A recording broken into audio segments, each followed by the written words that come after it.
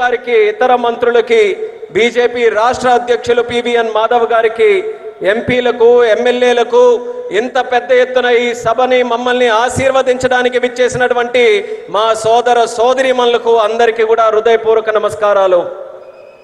सबसे पहले मैं अहोबिलम के भगवान नरसिंह स्वामी और महानंदी के श्री महानंदीश्वर स्वामी को प्रणाम करता हूं.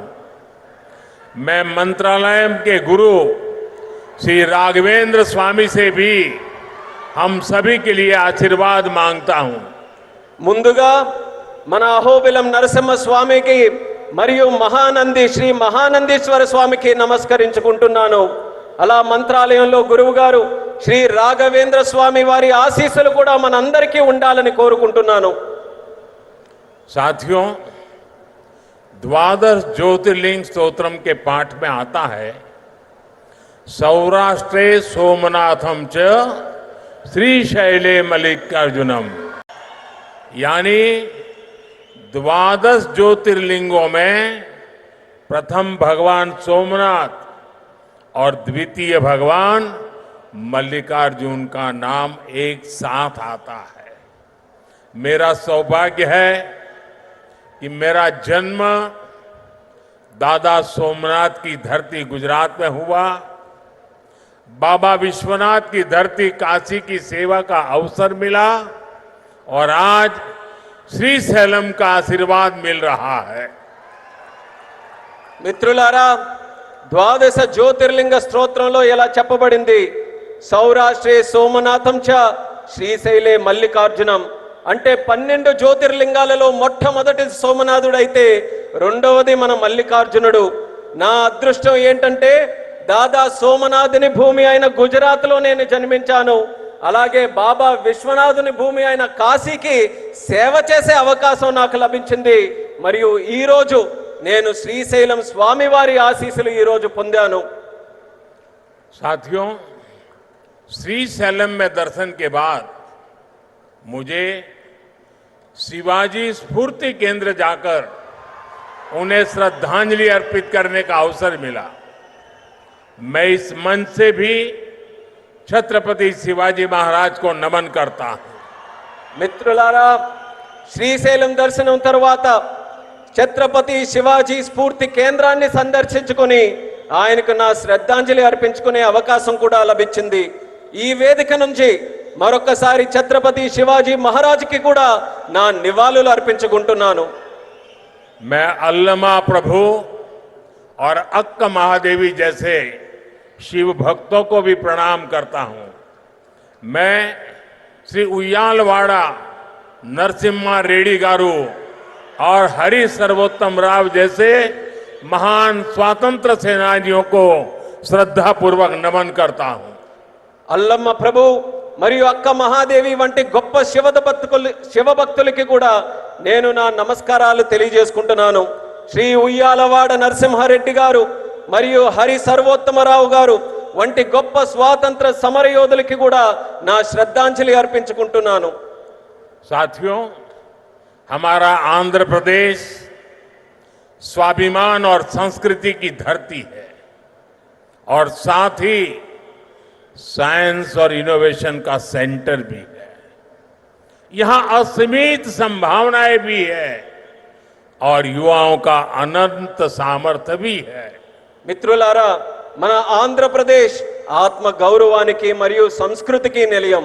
మరి ఇది సైన్స్ కు ఇన్నోవేషన్ కి కూడా ఒక కేంద్రం. ఇక్కడ అనంతమైన అవకాశాలు ఉన్నాయి మరియు ఇక్కడ యువతకి అపారమైనటువంటి శక్తి కూడా కలిగి ఉంది. आंध्र को अगर जरूरत थी तो सही विजन और सही नेतृत्व की जरूरत थी. आज चंद्रबाबू नायडू गारू और पवन कल्याण गारू के रूप में आंध्र के पास वो विजनरी लीडरशिप भी है और केंद्र सरकार का पूरा सहयोग भी है. ఆంధ్రాకి ఏదైనా అవసరం ఉంది అంటే ఒక సరైన విజన్ మరియు సరైన నాయకత్వం తాలూకు అవసరం ఉంది. నేడు చంద్రబాబు నాయుడు గారు మరియు పవన్ కళ్యాణ్ గారి రూపంలో ఆంధ్రాకి ఆ శక్తివంతమైనటువంటి నాయకత్వం ఉంది మరియు కేంద్ర ప్రభుత్వం తాలూకా పూర్తి మద్దతు కూడా లభిస్తుంది. साथियों, पिछले 16 महीनों में आंध्र प्रदेश में विकास की गाड़ी तेज गति से दौड़ रही है. डबल इंजन की सरकार में अभूतपूर्व प्रगति हो रही है.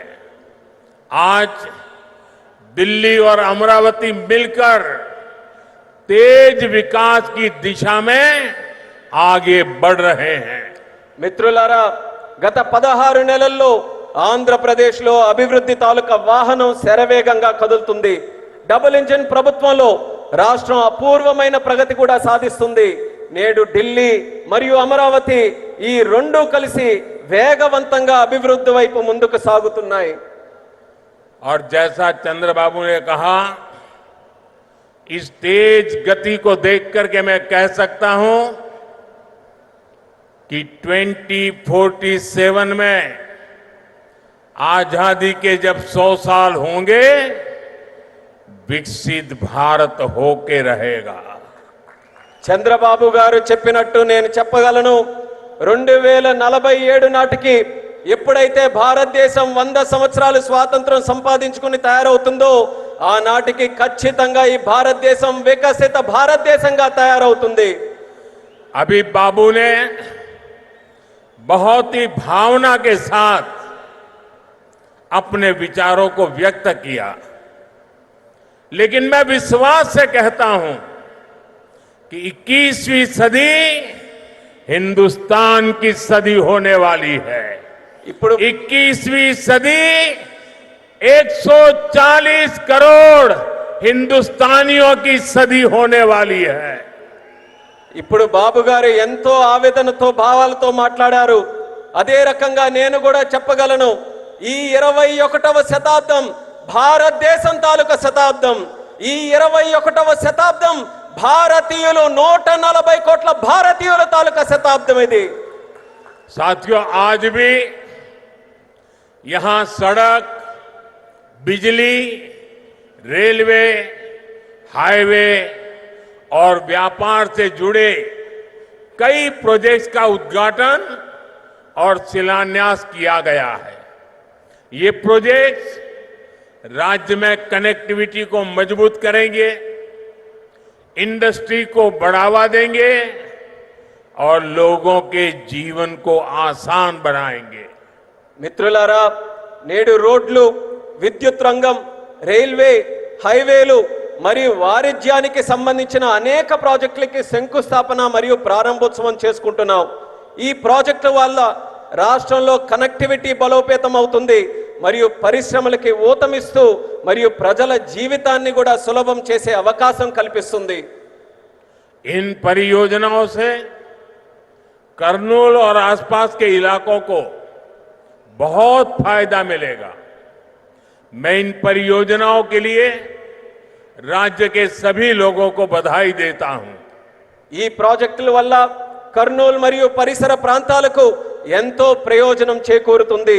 ఈ ప్రాజెక్టుల కోసం రాష్ట్ర ప్రజలందరికీ కూడా మరొక్కసారి నా తాలూకా అభినందనలు తెలియజేసుకుంటున్నాను. साथियों, किसी भी देश और राज्य विकास के लिए एनर्जी सिक्योरिटी बहुत जरूरी है. आज यहां बिजली के क्षेत्र में अराउंड 3000 करोड़ रुपीस का ट्रांसमिशन प्रोजेक्ट शुरू हुआ है. इससे देश की एनर्जी कैपेसिटी और बढ़ेगी. మిత్రులారా, ఏ దేశమైనా రాష్ట్రమైనా అభివృద్ధి చెందాలనంటే ఇంధన భద్రత చాలా కీలకం. నేడు విద్యుత్ రంగంలో కూడా దాదాపు 3000 కోట్ల రూపాయలు విలువైన ట్రాన్స్మిషన్ ప్రాజెక్టులు కూడా మనం ప్రారంభించుకుంటున్నాం. దీని ద్వారా దేశం తాలూకా ఇంధన సామర్థ్యం కూడా మరింత పెరగబోతుంది. साथियों, तेज विकास के बीच हमें पुरानी स्थितियों को भी भूलना नहीं है. 11 साल पहले जब केंद्र में कांग्रेस सरकार थी, तब प्रति व्यक्ति इलेक्ट्रिसिटी की खपत औसतन 1000 यूनिट से भी कम थी। तब देश को ब्लैकआउट जैसी चुनौतियों का भी सामना करना पड़ता था। हमारे गांवों में बिजली का खंभा भी नहीं लगा था। మిత్రులారా, వేగవంతమైన అభివృద్ధి మధ్య మనం గతాన్ని మాత్రం మర్చిపోకూడదు. 11 సంవత్సరాల క్రితం కేంద్రంలో కాంగ్రెస్ ప్రభుత్వం అధికారంలో ఉన్నప్పుడు సగటు తలసరి విద్యుత్ వినియోగం 1000 యూనిట్ల కంటే చాలా తక్కువగా ఉండేది. అప్పుడు దేశం కూడా అనేక విద్యుత్ కోతలు వంటి సవాళ్లు కూడా ఎదుర్కొంది. వేలాది గ్రామాలలో కనీసం విద్యుత్ స్తంభాలు కూడా ఏర్పాటు చేయలేనటువంటి దుస్థితి ఉండేది. आज क्लीन एनर्जी से लेकर देश के टोटल एनर्जी प्रोडक्शन तक भारत हर क्षेत्र में नए रिकॉर्ड बना रहा है। आज देश के हर गांव तक बिजली पहुंच चुकी है। प्रति व्यक्ति इलेक्ट्रिसिटी का इस्तेमाल बढ़कर 1400 यूनिट हो गया है। इंडस्ट्री से लेकर हाउस होल्ड तक सबको पर्याप्त बिजली मिल रही है। నేడు భారతదేశంలో క్లీన్ ఎనర్జీ నుంచి టోటల్ ఎనర్జీ ప్రొడక్షన్ వరకు ప్రతి రంగంలో కూడా మన దేశం కొత్త రికార్డుల్ని సమకూర్చుకుంటుంది. నేడు దేశంలోని ప్రతి గ్రామం కూడా మనం చూసుకుంటే విద్యుదీకరణ జరిగింది. తలసరి విద్యుత్ వినియోగం ఇప్పుడు 1400 యూనిట్లకి పెరిగింది. పరిశ్రమ నుండి గృహాల వరకు ప్రతి ఒక్కరికి కూడా తగినంత విద్యుత్ ఈ రోజు చక్కగా లభిస్తుంది. साथियों, देश की इस एनर्जी रिवॉल्यूशन का एक बड़ा केंद्र हमारा आंध्र प्रदेश है। चंद्रबाबू के नेतृत्व में आज यहां श्रीकाकुलम से अनुगुल तक नेचुरल गैस पाइपलाइन प्रोजेक्ट शुरू हुआ है। ये पाइपलाइन लगभग 15 लाख घरों को गैस सप्लाई देगी। మిత్రులారా, దేశంలో ఈ ఇంధన విప్లవానికి మన రాష్ట్రం ఆంధ్రప్రదేశ్ ఒక ప్రధాన కేంద్రంగా ఉంది. మన ముఖ్యమంత్రి వర్యులు చంద్రబాబు నాయుడు గారి నేతృత్వంలో ఈ రోజు శ్రీకాకుళం నుంచి అంగుల్ వరకు సహజ వాయువు పైప్ లైన్ ప్రాజెక్టు ప్రారంభించబడింది. ఈ పైప్ లైన్ సుమారు 15 లక్షల ఇళ్లకు గ్యాస్ సరఫరా కూడా చేయబడుతుంది. आज चित्तूर में एलपीजी बॉटलिंग प्लांट शुरू हुआ है। ये प्लांट रोजाना 20,000 सिलेंडर भरने की क्षमता रखता है। इससे लोकल ट्रांसपोर्ट और स्टोरेज सेक्टर में जॉब्स बढ़ेगी, युवाओं को नए अवसर मिलेंगे। ఈ రోజు చిత్తూరులో కూడా ఎల్పిజి బాట్లింగ్ ప్లాంట్ ప్రారంభించబడింది. ఈ ప్లాంట్ రోజుకు 20,000 సిలిండర్లు నింపే సామర్థ్యం కలిగి ఉంది. ఇది స్థానిక రవాణా మరియు స్టోరేజ్ రంగంలో ఉద్యోగాలను పెంచుతుంది మరియు యువతకి మరిన్ని కొత్త అవకాశాలు కూడా కల్పించే బాధ్యత తీసుకుంటుంది. साथियों, विकसित भारत के लक्ष्य तक तेजी से पहुंचने के लिए आज देश में मल्टी मॉडल इंफ्रास्ट्रक्चर का विकास हो रहा है। विलेज से सिटी और सिटी से पोर्ट तक कनेक्टिविटी पर हमारा बहुत जोर है। सब्बवरम शिलानगर से के बीच नया हाईवे तैयार होने से कनेक्टिविटी और बढ़ेगी। మిత్రులారా, వికసిత్ భారత్ అనే లక్ష్యాన్ని వేగంగా సాధించడానికి నేడు దేశంలో మల్టీ మోడల్ ఇన్ఫ్రాస్ట్రక్చర్ ప్రాజెక్ట్స్ శరవేగంగా అభివృద్ధి చేయబడుతున్నాయి. గ్రామాల నుండి నగరాల వరకు, నగరాల నుండి పోర్టుల వరకు కనెక్టివిటీపై మేము బలమైన ప్రాధాన్యత ఈ రోజు ఇస్తున్నాం. విశాఖపట్నంలో సబ్బవరం నుంచి శీలానగర్ మధ్యలో కొత్త హైవే ఏదైతే పూర్తి చేయడం వలన కనెక్టివిటీ మరింత మెరుగుపడుతుంది. रेलवे के क्षेत्र में भी नए युग की शुरुआत हुई है। नई रेल लाइनों की शुरुआत होने से, रेल फ्लाईओवर बनने से यात्रियों को सुविधा मिलेगी और इस क्षेत्र के उद्योगों को नई गति मिलेगी। అలానే రైల్వే రంగంలో కూడా ఒక కొత్త యుగం ప్రారంభమైంది. కొత్త రైల్వే లైన్లు అలాగే రైల్వే ఫ్లైఓవర్లు ప్రారంభం వల్ల ప్రయాణికులకి మెరుగైన సౌకర్యం అందుతుంది మరియు ఈ ప్రాంతంలో పరిశ్రమలకు కూడా ఒక కొత్త ఊతం వస్తుంది. साथियों, आज 2047 के विकसित भारत का संकल्प हम सबके सामने है और इस संकल्प को स्वर्ण आंध्रा के लक्ष्य से नई ऊर्जा मिल रही है। हम सब जानते हैं जब टेक्नोलॉजी की बात होती है तो हमारा आंध्र और यहां के युवा बहुत आगे रहते हैं। डबल इंजन की सरकार में हम आंध्रा के इस पोटेंशियल को और बढ़ा रहे हैं। మిత్రులారా ఈ రోజు 2040 నాటికి వికసిత్ భారతదేశం మనం సాధించాలనే సంకల్పంతో అందరం కూడా ముందుకు నడుస్తున్నాం. మరియు ఈ సంకల్పానికి స్వర్ణాంధ్రప్రదేశ్ అనే లక్ష్యం మరింత శక్తిని అందిస్తుంది. మనందరికీ తెలుసు టెక్నాలజీ విషయానికి వస్తే మన ఆంధ్రప్రదేశ్ అలాగే మరియు ఇక్కడ యువత చాలా ముందుంటారు. డబుల్ ఇంజిన్ ప్రభుత్వంలో మేము ఆంధ్రప్రదేశ్ యొక్క ఈ ప్రత్యేక సామర్థ్యాన్ని మరింత పెంచబోతున్నాం.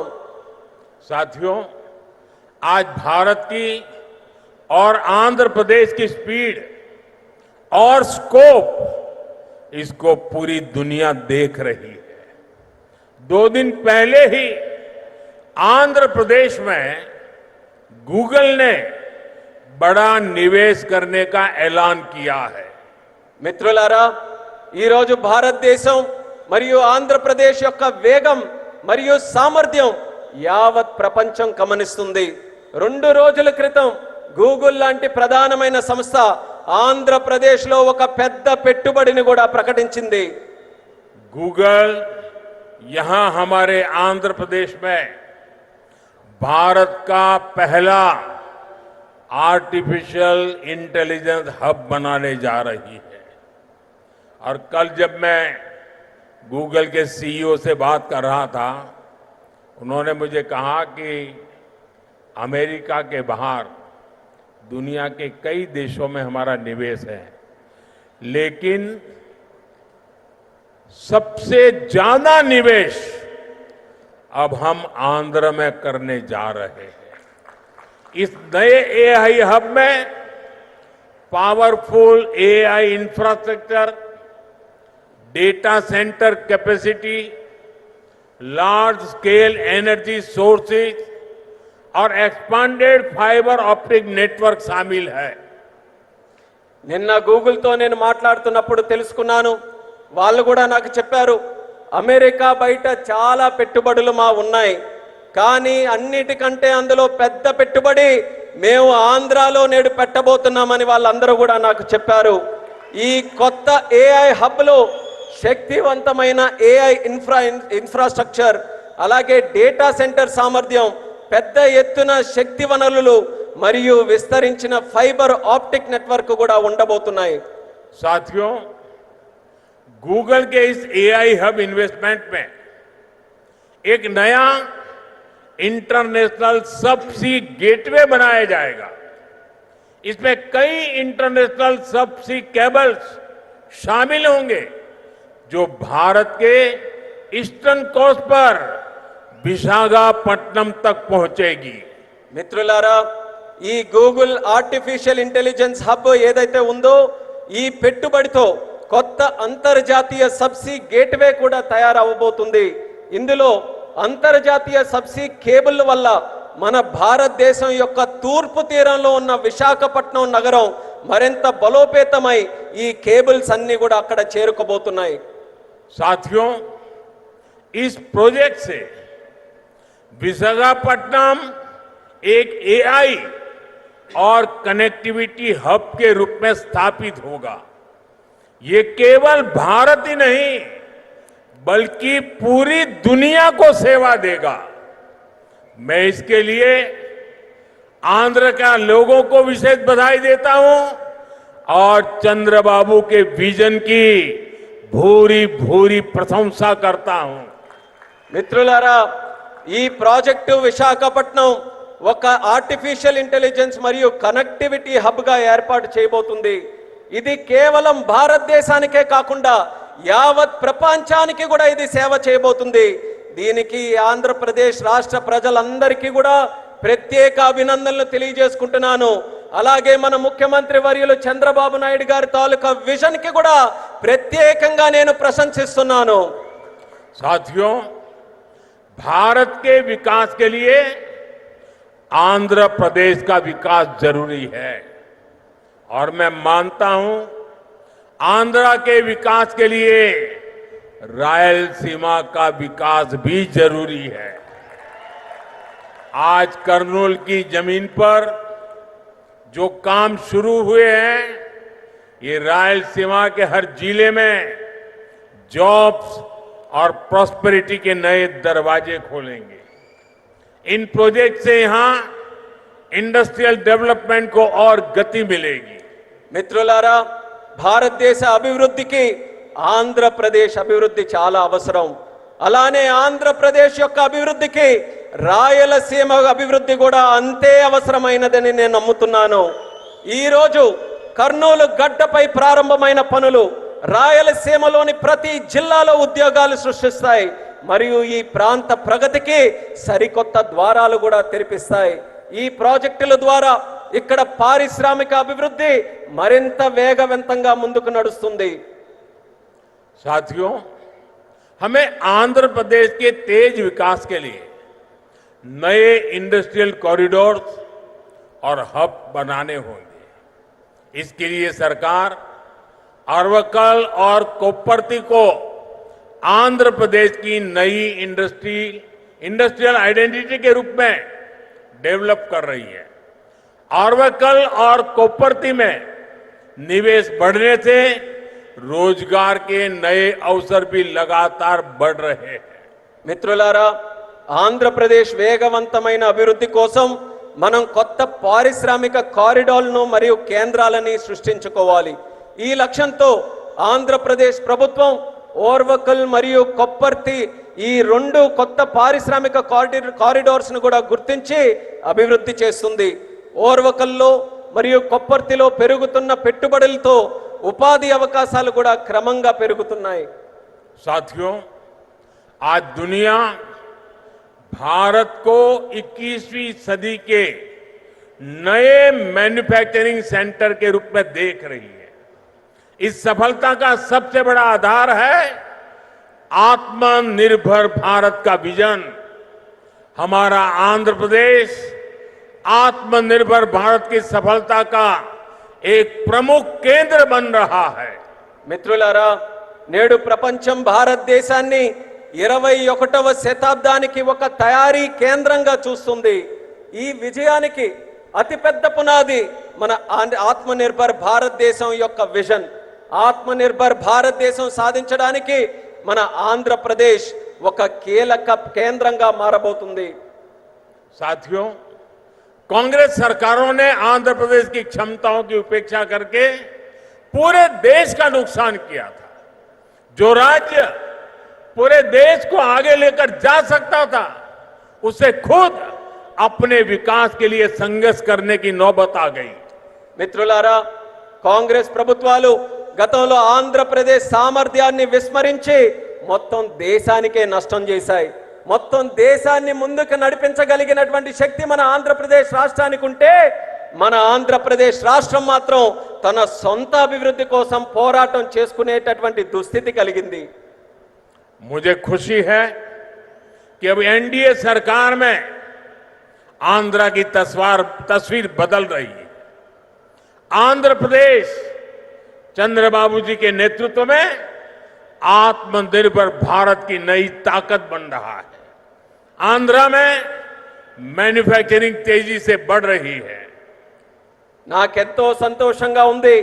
ఇప్పుడు మన ఎన్డీఏ ప్రభుత్వంలో ఆంధ్రప్రదేశ్ తాలూకా మొత్తం ముఖ చిత్రం మారుతుంది. ఆంధ్రప్రదేశ్ మన ముఖ్యమంత్రి చంద్రబాబు నాయుడు గారి నేతృత్వంలో ఆత్మనిర్భర్ భారతదేశానికి ఒక సరికొత్త శక్తిగా అవతరించబోతుంది. ఆంధ్రప్రదేశ్లో తయారీ మరియు తయారీ రంగం కూడా శరవేగంగా అభివృద్ధి ఈ రోజు చెందుతున్నాయి. निम्मलुरु में एडवांस नाइट विजन फैक्ट्री का आरंभ रक्षा क्षेत्र में आत्मनिर्भरता प्राप्त करने की दिशा में एक और कदम है।